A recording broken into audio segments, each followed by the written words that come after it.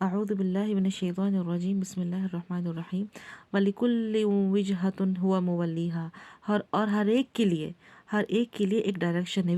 وجہتن کا مطلب سمت کس کو بولتے ہیں؟ ڈائریکشن کو بولتے ہیں۔ تو اللہ تعالیٰ فرما رہے ہیں کہ ہر ایک کے لیے زندگی میں کیا ہے؟ ایک ڈائریکشن ہے، مطلب کہ سب کے لائف میں کچھ نہ کچھ ایک دھن ہے جس کے پیچھے وہ پڑا ہوا رہتا۔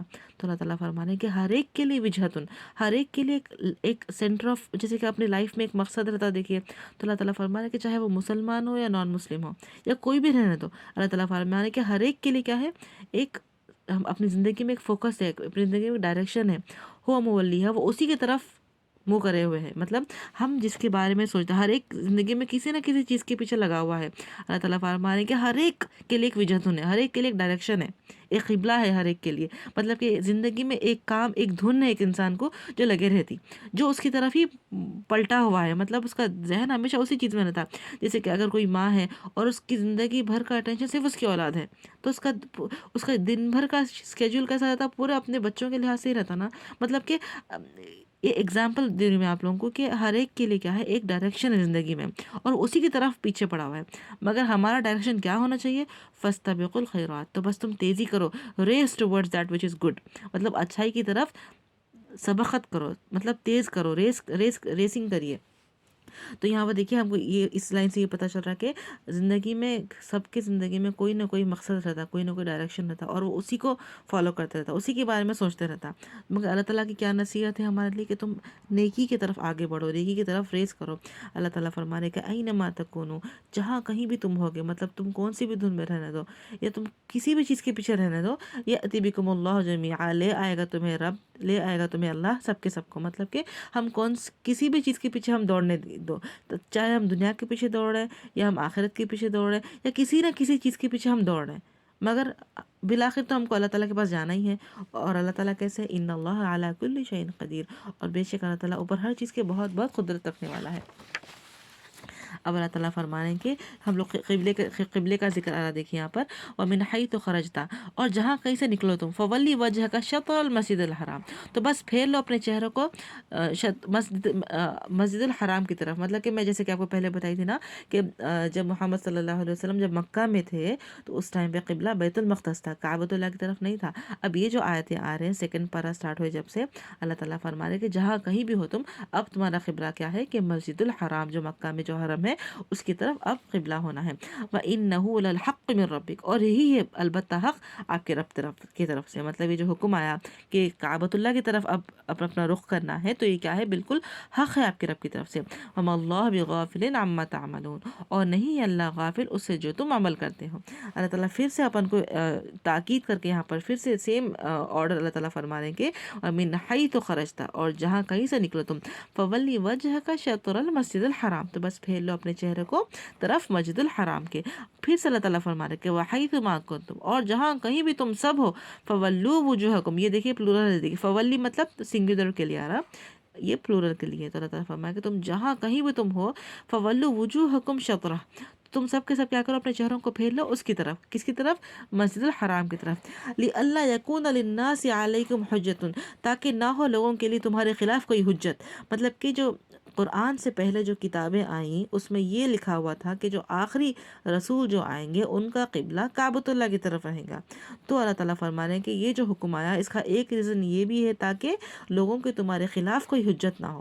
مگر جو لوگ ظالم ہیں، الا الذین ظلموا منہم، مگر وہ لوگ جو ظلم کیے تم میں سے، وہ لوگ تو کیا کریں گے؟ آپ کے لیے کچھ نہ کچھ فتنہ کریٹ ہی کریں گے۔ وہ لوگ ایسے سوال کریں گے کہ پچھلے کچھ دن پہلے تو آپ بیت المقدس کی طرف منہ کر کے نماز پڑھ رہے تھے، اب کیوں بیت اللہ کی طرف رخ کر کے نماز پڑھ رہے ہیں؟ تو جو لوگ جو ظالم ہیں وہ لوگ تو کچھ نہ کچھ بہانے کریں گے، کچھ نہ کچھ فتنہ کریں گے، آپ کے ساتھ آرگیومنٹ کریں گے۔ تو ہمارا کام کیا ہے؟ جب لوگ دین میں ایسے آرگیومنٹس کرتے، حالانکہ وہ لوگ کو پتہ ہے یہ حق ہے اللہ کی طرف سے، یا ایسے آرگیومنٹس کرتے جس کی کوئی بیس نہیں ہے، تو ہم کو کیا کرنا چاہیے؟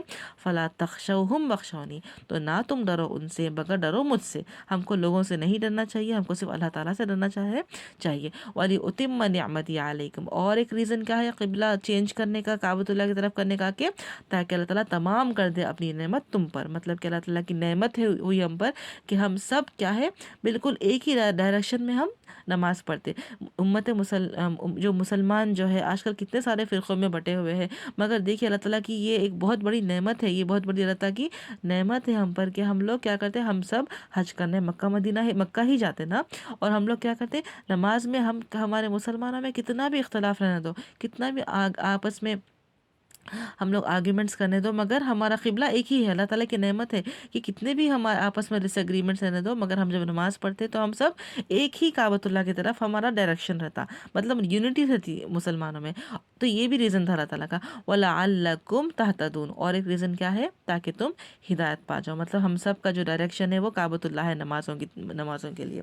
تو اللہ تعالیٰ فرما رہے ہیں کہ یہ جو نعمت ہوئی ہم پر، جیسا کعبۃ اللہ، جیسا کہ مسجد الحرام کی طرف اپنا ڈائریکشن کرنا، جیسا یہ نعمت ہوئی، یہ بالکل اسی نعمت کی طرح ہے جیسا کہ کما ارسلنا فیکم، جیسا کہ ہم نے بھیجا تم میں رسولا منکم، ایک رسول تم میں سے. مطلب کہ اللہ تعالیٰ کی یہ نعمت جو ہے کہ اللہ تعالیٰ ہمارے پاس کیا بھیجے، محمد صلی اللہ علیہ وسلم بھیجے، جو ہم ہی میں سے ایک رسول تھے، مطلب کہ جو عرب قبیلے میں سے ہی تھے نا. یتلو علیکم آیاتنا، تو وہ رسول کیا کرتے ہیں، وہ پڑھتے ہیں، وہ تلاوت کرتے ہیں تم پر آیاتنا، ہماری آیات. مطلب اللہ تعالیٰ جو آیتیں نازل کیے وہ اللہ کے رسول محمد صلی اللہ علیہ وسلم تلاوت کرتے ہیں ہم پر. اور کیا ہوتا تلاوت کرنے سے، وہ یزکیکم، اور وہ پاک کرتے ہیں تمہیں. مطلب کہ محمد صلی اللہ علیہ وسلم جو ہم پر آیتیں پڑھتے ہیں، قرآن کی آیتیں جو ہم تک پہنچائے، اور جو محمد صلی اللہ علیہ وسلم کی جو حدیثیں ہم تک پہنچی ہیں، اس سے کیا ہوتا، وہ یزکیکم، ہمارا تزکیہ ہوتا، ہم اس سے پاک ہوتے ہیں، ہمارے گناہوں سے دور ہوتے. اور کیا کرے اللہ تعالیٰ، وہ یعلمکم الکتاب، اور اس نے علم دیا تمہیں، اس نے سکھایا تمہیں کتاب. مطلب اللہ تعالیٰ ہی ہے جو ہم کو قرآن سمجھنے کی ہم کو جو ہدایت دیتا، وہ اللہ تعالیٰ ہی ہے. اللہ تعالیٰ فرما رہے ہیں کہ اس نے ہمیں سکھایا کتاب، والحکمہ، اور حکمت، وَيُعَلِّمُكُم مَّا لَمْ تَكُونُوا تَعْلَمُونَ، اور اس نے سکھایا تمہیں وہ جو تم نہیں تھے تم علم رکھتے. مطلب اللہ تعالیٰ جو قرآن سے ہم کو جو علم دیے، ان سب باتوں کا ہم کو علم ہوا جس کا ہم علم نہیں رکھتے تھے. تو اللہ تعالیٰ فرما رہے ہیں کہ تو ہمارا کام کیا ہے کہ فَاذْكُرُونِی، تو بس تم کیا کرو، ذکر کرو میرا. اللہ تعالیٰ فرما رہے ہیں کہ فَاذْكُرُونِی، تم یاد کرو مجھے، تو اس کا فائدہ کیا ہوگا، اذکرکم، میں بھی یاد کروں گا تمہیں. دیکھیے ایک حدیث میں آتا ہے کہ جب ہم اللہ کو اپنے دل میں یاد کرتے تو اللہ تعالیٰ بھی ہم کو اپنے ہی آپ میں یاد کرتے. اور جب ہم اللہ تعالیٰ کو محفلوں میں یاد کرتے، کسی گیدرنگ میں یاد کرتے، تو اللہ تعالیٰ بھی کیا کرتے، ہم کو اس سے بہتر گیدرنگز میں ہم کو یاد کرتے. مطلب ہم کو ہر حال میں اللہ تعالیٰ کا ذکر کرنا ہے، دل میں بھی ذکر کرنا ہے، زبان سے بھی ذکر کرنا ہے، اور پھر محفلوں میں بھی ذکر کرنا ہے. جیسے کہ ایک جگہ آتا کہ جن محفلوں میں اللہ کا ذکر نہ ہو، ہم لوگ کتنے سارے محفل کرتے، محفل مطلب گیدرنگ، کتنا ہم لوگ بیٹھتے بات چیت کرتے، مگر اللہ تعالیٰ فرمانے ہیں کہ جس گیدرنگ میں اللہ تعالیٰ کا ذکر نہ ہو، وہ قیامت کے دن حسرت بن جائیں گی لوگوں کے لیے. مطلب کہ بہت ڈینجر ہے کہ ہم لوگ اللہ تعالیٰ کا ذکر نہ کریں. کسی نہ کسی حال میں اللہ تعالیٰ کا ذکر ہونا ہی چاہیے. تو کم سے کم اپنی زبان کو استغفر اللہ یا اللہ اکبر، کچھ بھی اللہ تعالیٰ کا ذکر کرنا چاہیے، چاہے ہم کھڑے رہو یا چاہے بیٹھ ہو یا اپنی کروٹیں بدلتے رہو. کبھی رات میں اگر نیند بھی کھل گئی تو بھی ہم کو اللہ تعالیٰ کا ذکر کرنا چاہیے. اس کا امیڈیٹ فائدہ کیا ہے کہ اللہ تعالیٰ بھی ہم کو یاد کرتے، اور اللہ تعالیٰ فرما رہے کہ وشکروا لی، اور میرا شکر ادا کرو. مطلب کہ اللہ تعالیٰ کی اتنے نعمتیں ہیں کہ ہمارے پاس محمد صلی اللہ علیہ وسلم آئے، اور پھر ہم کو کعبۃ اللہ جیسا اتنا اچھا قبلہ ملا، ہم کو کتنا سکون ملتا نا حج اور عمرے پہ جانے کے لیے، جاتے وقت کتنا سکون ملتا. یہ سب اللہ تعالیٰ کی نعمتیں ہیں ہمارے پہ. پھر ہمارے پاس صحت ہے، ہمارے پاس کھانے پینے کی اتنے سارے چیزیں ہیں. There are so many reasons ہم کو اللہ تعالیٰ کا شکر کرنے کے لیے. وشکروا لی، تو شکر کرو میرا، ولا تکفرون، اور نہ تم کفر کرو. مطلب کہ اللہ تعالیٰ فرما رہے ہیں کہ میرا شکر ادا کرو اور کفر مت کرو. مطلب ناشکری کرنا بھی کیا ہے، کفر ہے. مطلب کہ ہم کو اللہ تعالیٰ کا بہت شکر گزار ہونا چاہیے. جزاکم اللہ خیرا کثیرا.